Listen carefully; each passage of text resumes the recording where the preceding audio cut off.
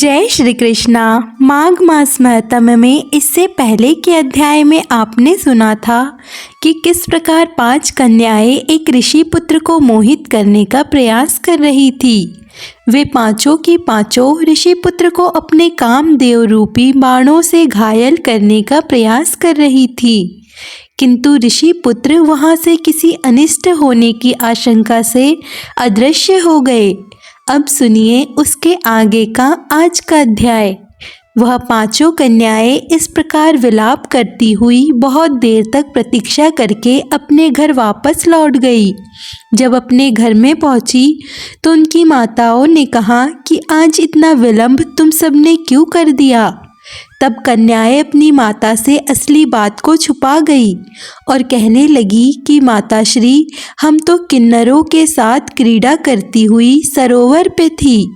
ऐसा कहकर कि आज हम बहुत थक गई है और कुछ आराम करना चाहती है। यह कहकर वह वापस जाकर लेट गई। ऋषि वशिष्ठ जी कहते हैं कि इस प्रकार आशय को छुपाकर वह विरह की मारी पड़ गई। अपने घर में आकर किसी प्रकार की कोई क्रीड़ा नहीं की। वह रात्रि उनको एक युग के समान बीती। सूर्य नारायण के उदय होते ही वे अपने आप को जीवित मानती थी। अपनी माताओं की आज्ञा ले गौरी पूजन के लिए वहां पर जाने लगी। उसी समय वह ब्राह्मण भी स्नान करने के लिए सरोवर पर आया। उसके आने पर कन्याओं ने वाहवाह किया, जैसे कमलिनी प्रातःकाल सूर्योदय को देखकर कहती है। उसको देखकर उन सभी के नेत्र खुल गए और ब्रह्मचारी के पास चली गई। आपस में एक दूसरे का हाथ पकड़कर चारों तरफ से उस ब्रह्मचारी को घेर लिया और कहने लगी कि मूर्ख, उस दिन तो तू भाग गया था, लेकिन आज नहीं भाग सकता। अब हम लोगों ने तुम्हें घेर लिया है। ऐसे वचन सुनकर बाहुपाश में बंधे हुए ब्राह्मण ने मुस्कुराकर कहा कि हे कन्याओं, तुमने जो कुछ भी कहा है वह बिल्कुल ठीक है, परंतु मैं तो अभी विद्या अभ्यास और ब्रह्मचारी हूँ। गुरुकुल में मेरा विद्या अभ्यास चल रहा है और एक ब्राह्मण को चाहिए कि जिस आश्रम में रहे उसके धर्म का पालन करे। इस आश्रम में मैं विवाह करना अपना धर्म नहीं समझता। अपने व्रत का पालन करके और गुरु की आज्ञा पाकर ही मैं विवाह कर सकता हूँ, उससे पहले नहीं कर सकता। ब्राह्मण की बात सुनकर कन्याएं कहने लगी। इस प्रकार कन्याएं बोल रही थी जैसे मानो बैशाख मास में कोयल कहती है। वे कहने लगी कि धर्म से अर्थ और अर्थ से काम और काम से धर्म के फल का प्रकाश होता है। ऐसा ही पंडित लोग और शास्त्र भी कहते हैं। हम काम सहित धर्म की अधिकता से आपके पास आई है, सो आप पृथ्वी के सब भोगों को भोगो। कन्याओं की बात सुनकर ब्राह्मण कहने लगा, हे कन्याओं, तुम्हारे वचन एकदम सत्य है, किंतु मैं अपने व्रत को समाप्त करके ही विवाह कर सकता हूँ, उससे पहले मैं विवाह कतई नहीं कर सकता। तब वे कन्याएं कहने लगी कि तुम मूर्ख हो। अनोखी औषधि, ब्रह्मा बुद्धि, रसायन सिद्धि, अच्छे कुल की सुंदर नारियां तथा मंत्र जिस समय भी प्राप्त हो उसे तुरंत तभी ग्रहण कर लेना चाहिए। ऐसे कार्य को टालना बिल्कुल अच्छा नहीं होता। केवल भाग्य वाले पुरुष ही प्रेम से पूर्ण अच्छे से कुल से उत्पन्न स्वयंवर चाहने वाली कन्याओं को प्राप्त होते हैं। कहाँ हम अनोखी नारियां, कहाँ आप तपस्वी बालक। हमारा तो हे ब्राह्मण पुत्र मेल ही बेमेल है। यह बेमेल का मेल मिलाप में अवश्य ही विधाता की कोई चतुराई है। इस कारण आप हम लोगों के साथ गंधर्व विवाह कर लीजिए। कन्याओं के ऐसे वचन सुनकर उस धर्मात्मा ब्राह्मण ने कहा कि व्रती रहकर इस समय मैं विवाह नहीं करूँगा, मैं स्वयंवर की इच्छा भी नहीं करता। इस प्रकार उसके वचन सुनकर कन्याओं ने एक दूसरे का हाथ छोड़कर उसे ही पकड़ लिया। सुशीला और सुरस्वरा ने उनकी भुजाओं को पकड़ लिया, सुतारा ने आलिंगन किया और चंद्रिका ने उसका मुख चूम लिया। कन्याओं के इस प्रकार से व्यवहार को देखकर ब्राह्मण ने उसी समय क्रोधित होकर उनको श्राप दे डाला कि तुम डायन की तरह मुझसे चिपकी हो, इस कारण पिशाचिनी हो जाओ। ब्राह्मण के मुंह से ऐसा श्राप सुनते ही वे सब उसको छोड़कर अलग खड़ी हो गई और कहने लगी कि हम निरपराधियों को वृथा तुमने श्राप दे डाला। तुम्हारी इस धर्मकता पर धिक्कार है। प्रेम करने वाले से बुराई करने वाले का सुख दोनों लोकों में नष्ट हो जाता है। इसीलिए तुम भी हम लोगों के साथ ही पिशाच हो जाओ। तब वे आपस के क्रोध से उस सरोवर पर पिशाच और पिशाचनी हो गई और बस पिशाच पिशाचनी कठिन शब्दों से चिल्लाते हुए अपने अपने कर्मों को भोगने लगे। वशिष्ठ जी कहने लगे कि हे राजन, इस प्रकार वहाँ पिशाच उस सरोवर के इधर उधर फिरते रहे। बहुत समय पश्चात मुनियों में श्रेष्ठ लोमश ऋषि पौष शुक्ल चतुर्दशी को उस अच्छोदा सरोवर पर स्नान करने के लिए आए।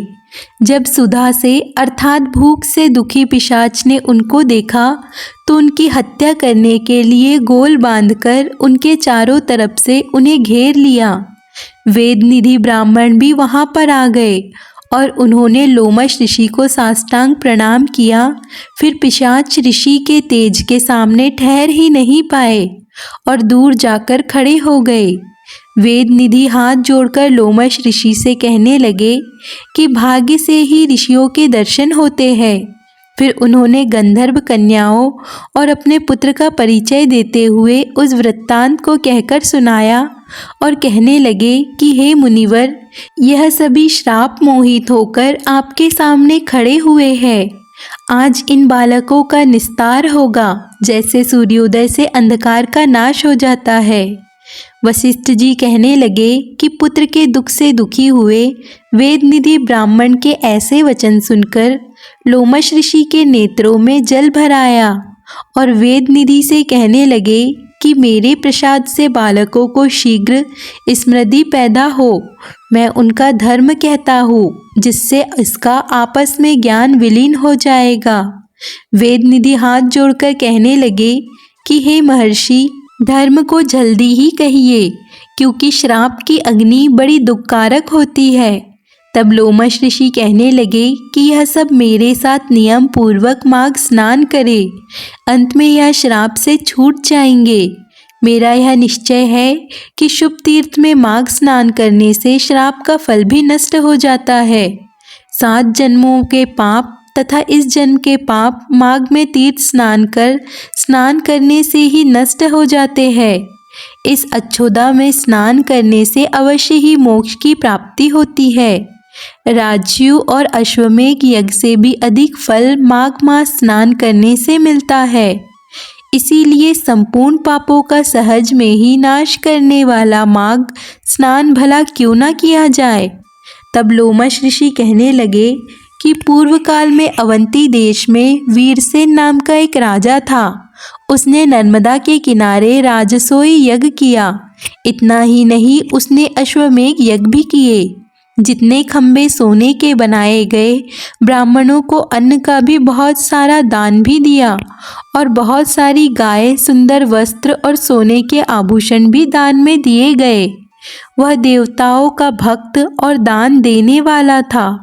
भद्रक नामक एक ब्राह्मण, जो कि अत्यंत मूर्ख, कुलहीन, कृषि कार्य करने वाला, दुराचारी और अधर्मी था, वह भाई बंधुओं का त्याग हुआ इधर उधर घूमता हुआ देव यात्रियों के साथ प्रयाग में आया और माघ में उसके साथ 3 दिन तक स्नान किया। वह 3 दिन में ही इस प्रकार निष्पाप हो गया और फिर सुखपूर्वक अपने घर को चला गया।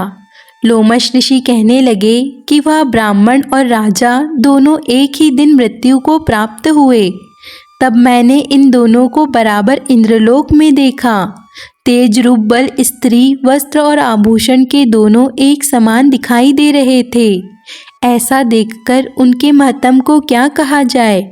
राजसूय यज्ञ करने वाला स्वर्ग का सुख भोग कर फिर भी जन्म लेता है, परंतु संगम में स्नान करने वाला जन्म मरण के बंधन से मुक्त हो जाता है। गंगा और यमुना के संगम की हवा के स्पर्श से ही बहुत से दुखों का नाश हो जाता है। और अधिक क्या कह सकते हैं। किसी भी तीर्थ में किए गए पाप माघ मास में प्रयाग में स्नान करने से ही नष्ट हो जाते हैं। मैं पिशाच मोचन नाम का एक पुराना इतिहास तुम्हें सुनाता हूँ, अब ध्यान पूर्वक सुनो। इस इतिहास को वे कन्याएं और तुम्हारा पुत्र भी सुने, इससे उनको स्मृति प्राप्त होगी। पुरातन समय में देवदूती नाम का एक बड़ा गंभीर और वेदों का प्रांगत एक वैष्णव ब्राह्मण था। उसने पिशाच को निम्र मुक्त किया था। वेद निधि कहने लगे कि वह कहाँ का रहने वाला, किसका पुत्र और किस पिशाच को उसने निर्मुक्त किया। हे ऋषिवर, आप कृपया कर यह सब विस्तार पूर्वक सुनाइए। तब लोमश ऋषि कहने लगे, किल्पज्ञ से निकली हुई सुंदर सरस्वती के किनारे पर उसका स्थान था। जंगल के बीचों बीच पुण्य जल वाली सरस्वती नदी बहती थी। वन में अनेक प्रकार के पशु भी विचरण करते थे। उस ब्राह्मण के श्राप के भय से पवन भी बहुत सुंदर चलती थी और वह चैत्र रथ के समान था। उस जगह धर्मात्मा देवदत्ती रहता था। उसके पिता का नाम था सुमित्र और वह माता लक्ष्मी के वरदान से उत्पन्न हुआ था। वह सदैव आत्मा को स्थिर रखता, गर्मी में अपने नेत्र सूर्य देव की ओर रखता, वर्षा में खुली जगह पर तपस्या करता था, हेमंत ऋतु में सारस्वत सरोवर में बैठता और त्रिकाल संध्या करता, जितेंद्री और सत्यवादी भी था। अपने आप गिरे हुए फल और पत्तियों का भी वह भोजन करता था। उसका शरीर सूखकर केवल हड्डियां मात्र रह गई थी।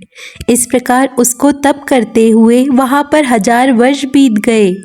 तपस्या के प्रभाव से उसका शरीर अग्नि के समान प्रज्वलित था। श्री हरि की प्रसन्नता से ही वह यह कर्म करता। दधीचि ऋषि के वरदान से ही वह श्रेष्ठ वैष्णव हुआ था। एक समय ब्राह्मण ने वैशाख महीने में एकादशी को श्रीहरि का पूजन किया, उनकी सुंदर स्तुति और विनती की। उसकी विनती सुनकर भगवान उसी समय गरुड़ पर विराजमान होकर उसके पास आए। चतुर्भुज विशाल नेत्र, मेघ जैसा स्वरूप भगवान को स्पष्ट देखकर प्रसन्नता के मारे उसके आंखों से आंसू भर आए और धन धान्य होकर उसने भगवान को प्रणाम किया। उसके अपने शरीर को भी याद नहीं रखा और भगवान के ध्यान में लीन हो गया। तब भगवान कहने लगे, हे देवदूती, मैं जानता हूँ कि तुम मेरे परम भक्त हो। मैं तुमसे अति प्रसन्न हूँ, तुम वर मांगो। इस प्रकार भगवान के वचन सुनकर प्रेम के मारे लड़खड़ाता हुआ वाणी से वह कहने लगा कि हे देवादिदेव, अपनी माया से शरीर धारण करने वाले आपके दर्शन देवताओं को भी दुर्लभ है। अब जब आपका दर्शन भी मुझे हो गया तो मुझे भला और क्या चाहिए। मैं सदैव केवल आपकी ही भक्ति में लगा रहूं, ऐसा वरदान आप मुझे दीजिए। तब भगवान उसके वचन सुनकर कहने लगे कि ऐसा ही होगा। तुम्हारी तपस्या में कभी कोई बाधा, कोई विघ्न नहीं पड़ेगा। जो मनुष्य तुम्हारे कहे गए स्तोत्र को पढ़ेगा, उसकी मुझ में अचल भक्ति होगी। उसके धर्म कार्य सांगोपांग होंगे और उसकी ज्ञान में परम निष्ठा होगी। ऐसा कहकर भगवान वहाँ से अंतर्ध्यान हो गए। तब देवनिधि कहने लगे, हे महर्षि, जैसे गंगा जी में स्नान करने से मनुष्य पवित्र हो जाता है, ठीक वैसे ही भगवान की इस कथा को सुनकर मैं भी पवित्र हो गया। अब कृपया करके उस स्तोत्र को कहिए जिससे उस ब्राह्मण ने भगवान को प्रसन्न किया। आज का अध्याय यहाँ पर समाप्त होता है। इसके आगे का वृत्तांत आप अगले अध्याय में अवश्य सुनिए।